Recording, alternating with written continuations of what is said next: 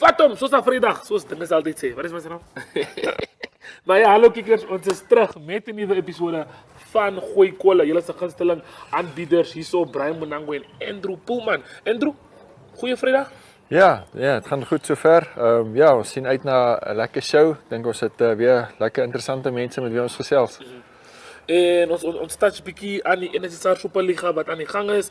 Ons praat ook bietjie van die Gold Cup Championship wat ook hierdie naweek plaasvind. Dis nou